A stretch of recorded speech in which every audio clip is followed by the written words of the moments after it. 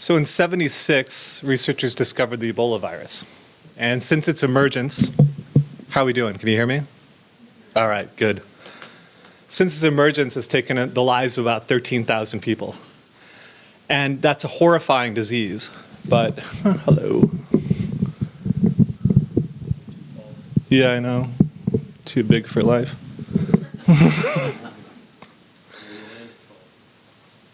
This is a horrifying disease, but we know that with relatively simple improvements in care and access to care, those impacted even by Ebola had much better outcomes pretty quickly. Now, in the last 10 years, you've seen what has killed at least twice that many people in Central America and Mexico alone. And with recent studies, we know this epidemic isn't new. And currently, we're sharing data with our colleagues all over the world, and we're seeing what appears to be similar epidemics, even in the USA, Mexico, India, Thailand, Brazil. This is not some little regional problem. And we believe that this disease has flown under the radar because the population's affected. These are populations that nobody was paying attention to. But what we also believe is this epidemic, in a way like Ebola, though very different, has ways to be treated that are relatively simple and improve the outcome distinctly. So just in Central America, which is what we mostly are talking about today and where we really found out about this disease, we've lost at least, in just 10 years, 20,000 lives in Central America and Mexico alone. And one reason this disease has really kind of flown under the radar, I think, as well, is those who are affected, people that are a part of society that aren't really valued as they should be, these workers that don't get the treatment or the surveillance they deserve. Is they're affected by a disease, chronic kidney disease, that has many of the same symptoms and outcomes of a more traditional form that's caused by hypertension, diabetes, and obesity. So herein lies an irony. In the developed world, we're suffering from an epidemic of traditional kidney disease.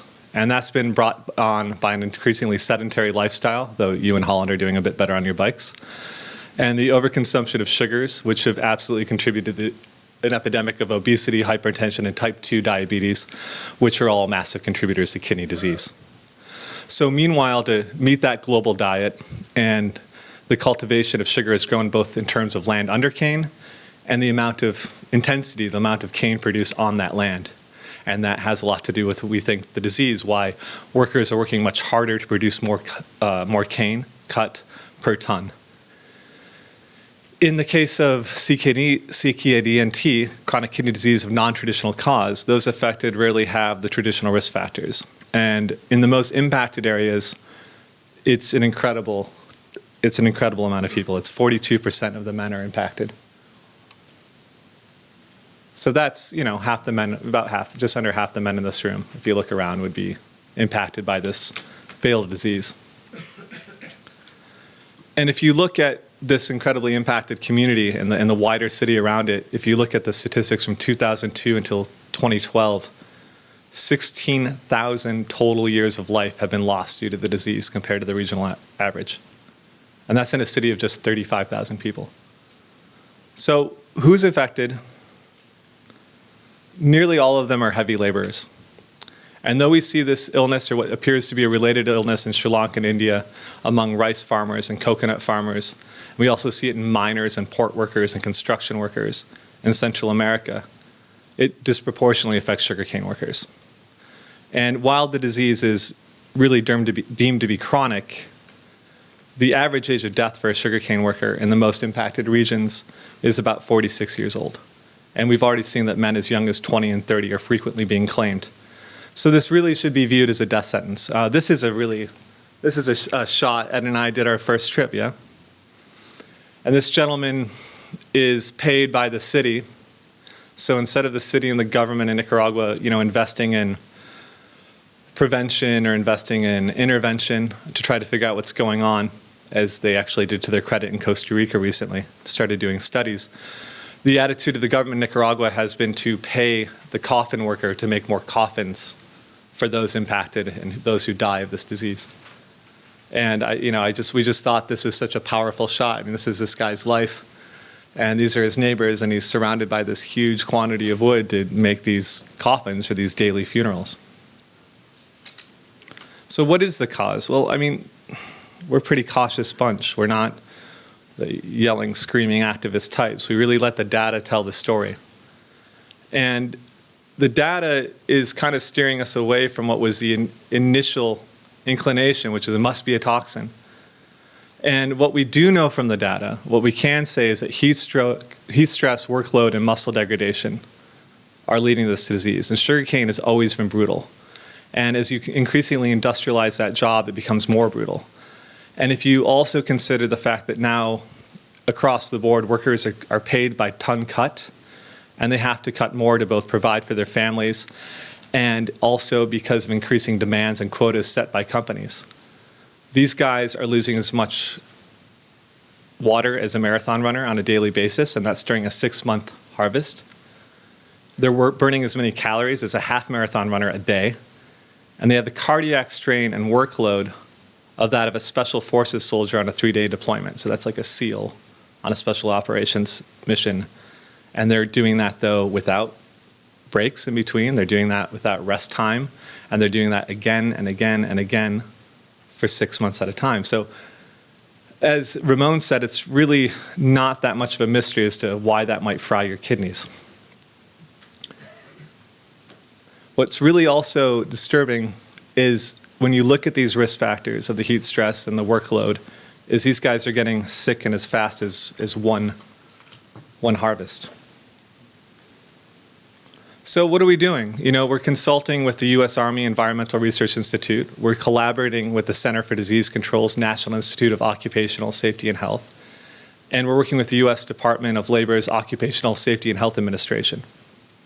And while we think that there's a toxin component that could be at play, that hasn't been proven, but we're not ruling it out completely, and therefore we're working with London School of Hygiene and Tropical Medicine, Imperial College London, Lund University in Sweden, and next year's Center for Disease Control of the USA, their NIOSH, National Institute of Occupational Safety and Health, will be working with us to analyze those environmental risks. So if there is a poison, we will find it and we'll figure out how to mitigate it along with the other known risk factor. And I think that's something to kind of digest is the data says that the heat stress, the muscle breakdown from the repetitive muscle injury of swinging that machete, and the dehydration alone is enough to cause this repeated damage and lead to chronic disease. That is verified in animal models, and that is demonstrated again and again as we're looking more at the human and field studies.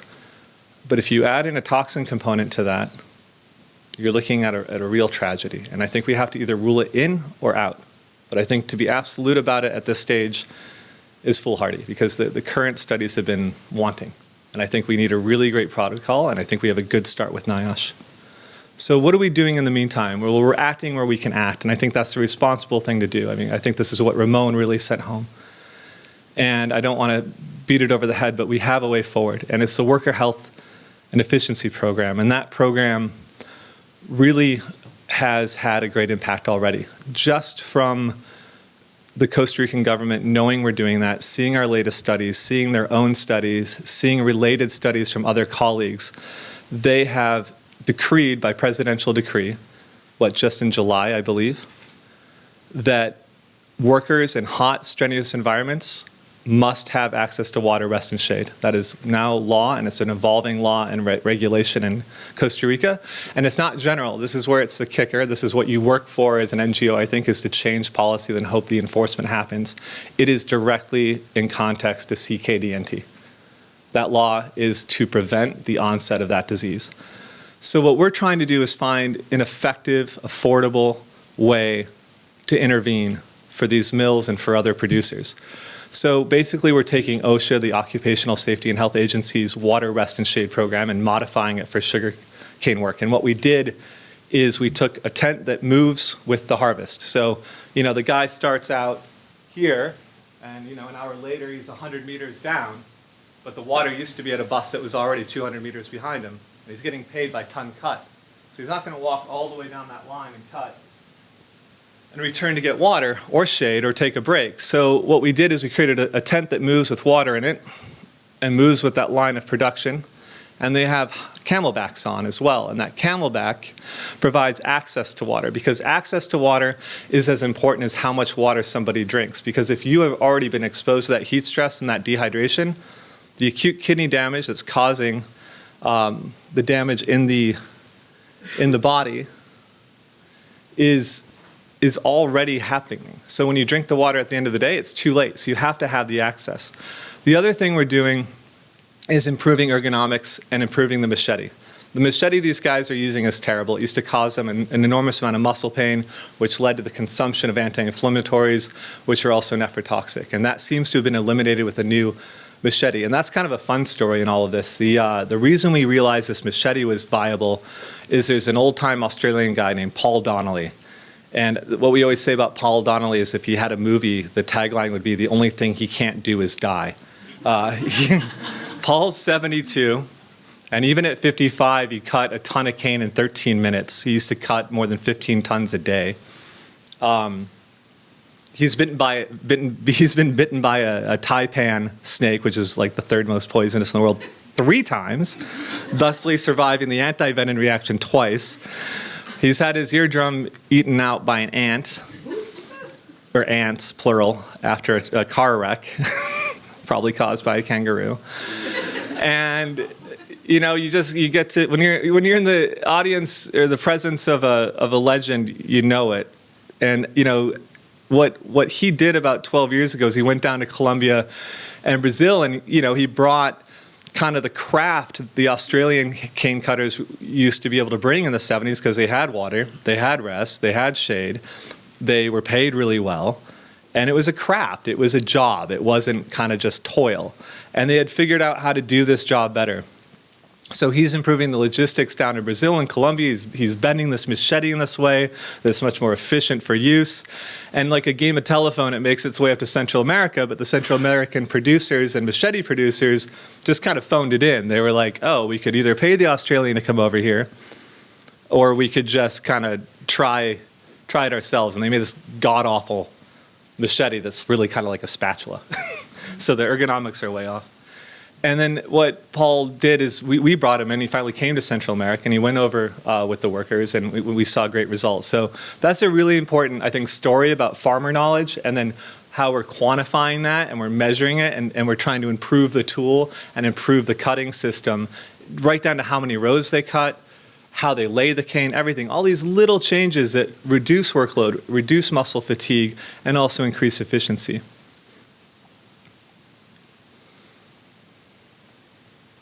And yeah, there's Paul at 72 years old, cutting cane with the guys to prove his point. And teaching them, yeah. It was amazing. When he showed up, the guys were like, who's this gringo? This old man. And he gets out there and he just starts swinging away, and they're like, oh. And it was pretty much instant uptick. It was really wonderful to see. So what are the results? It's year 1. And I think it's really important to recognize this is a pilot. Pilots are there to prove viability. You need many, many more numbers and support. Support's needed for this, for the mills taking the first steps to increase the numbers, to increase the proof, because it's just a pilot. You're trying to see, is this viable? Is this cost effective? And what are the initial results? But they're really, I think, exceeded any reasonable expectation. They doubled their water intake. When I did this very similar talk in the Philippines last year at a Bonsuco conference, I heard all these, with all due respect to whoever they were, these people giving me these behavioral psychology excuses why the guys don't drink water, and it's a custom and this and that. And I was like, no, it's because they don't have access to water. The water is a half a kilometer away. That's why they're not drinking water. It's not because they're silly campesinos. That's racist. But people don't mean to be that way. They're just trying to come up with a reason as why is this situation that seems so simple so ridiculous? And that's a really good fundamental question. But the fact is, when people have a backpack of water on and when they have a mandatory break, they drink water. So now they're drinking, instead of 2 to 4 liters a day, they're drinking 7 to 9. So insulation, think of the water not just about how much, but also the access. There's an insulation against the threat. And heat stroke is really dangerous. And we don't know if it's correlated with the disease itself or not, but that can kill you outright. And it's a huge problem in the United States of America. And right now, we're working with NIOSH and OSHA to see if this disease is happening in the San Joaquin Valley and in the Coachella production valleys, because those are also kind of invisible populations of migrants, and nobody was really asking the question. And the thing that kind of triggered that intrigue also is the amount of people dying of heat stroke. And so we're looking at that. So once we rolled out the intervention with this group in January, after 2 months of harvest, we saw no more heat stroke. And this is the big one, and this is also, I think Ramon would agree, where we need to exercise some caution, because it's a small group, it's a group of 60 workers. But when we looked at the first 2 months of the harvest, there was about a 6% drop in kidney function. That's precipitous, that's huge, in the filtration rate of their kidney. And after the intervention, it flatlined. It's totally stabilized throughout the harvest. And the reason you have to expand the numbers and expand the study is you really need to verify something like that, because that is groundbreaking. That is what Ramon's talking about. There is a huge possibility that we are at that before and after point, because that's what you're looking for. You're looking like, are you stopping damage? Are you stabilizing filtration?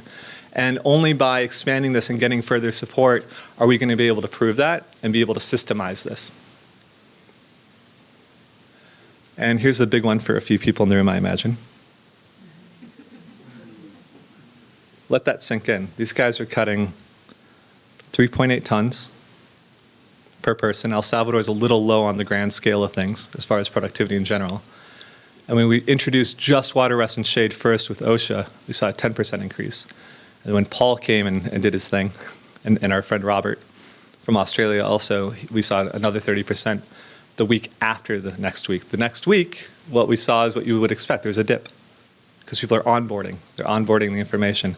But even including that dip from the intervention inclusion, we saw a 40% increase. They're cutting about 5.6, I believe, per person was the average. So the real question is, who's going to be our next supporter? I'm putting it out there. I've done one of these talks every year for 4 years. At Bon Sucro, all over the place. So I think it's really time that people support the mills that are taking the initiative. I think it's time that people who source from their own mills take the initiative, find out what's going on. And I think it's a really positive story, because